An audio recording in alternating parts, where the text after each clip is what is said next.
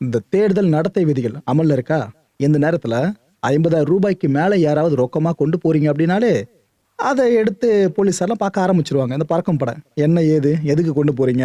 எதுக்கு எதனா ஆவணங்கள் இருக்கான்னு கேட்க ஆரம்பிச்சுருவாங்க. ஏன்னா, இது மக்கள மட்டுப்படுத்துறதுக்காக கிடையாது. ஒரு நல்ல தேர்தல நடத்தி முடிக்கணுன்றதுக்காக தான் பணப்பட்டுவாடா இருக்குல்ல, அத ஃபுல்லா கண்ட்ரோல் பண்றோன்றதுக்காக தான். இதுவரைக்கும் தமிழ்நாட்டுல மட்டுமே ரூ. 152,00,00,000 ரொக்கத்த பறிமுதல் பண்ணியிருக்காங்க. உரிய ஆவணங்கள் சார்ந்த அடுத்தடுத்த விஷயங்கள் போகும். ஆனா, இதுக்கு முன்னாடி ஒட்டுமொத்தமா பறிமுதல் பண்ணியிருக்கிறது ரூ. 152,00,00,000. இதுல ரொக்கம், தங்கம், வெள்ளி, அப்புறம் இந்த இலவச பொருட்கள், அவ்வளவு ஏன் சரக்கு பாட்டில் முதற்கொண்டு நெறைய விஷயங்கள பறிமுதல் பண்ணியிருக்காங்க. இதுல இன்னொரு ஹைலைட் என்னன்னா, ரூ. 50,000 மேல போயிட்டாலே கேட்க ஆரம்பிச்சுறாங்களா, இது எதுக்கு என்னன்னு சொல்லிட்டு. இதுல கோயில் உண்டியல் பணம் இருக்குல்ல, அது வரைக்கும் முடங்கி இருக்கிறதா அடுத்த கட்ட ஒரு அதிருப்திய எழ ஆரம்பிச்சது.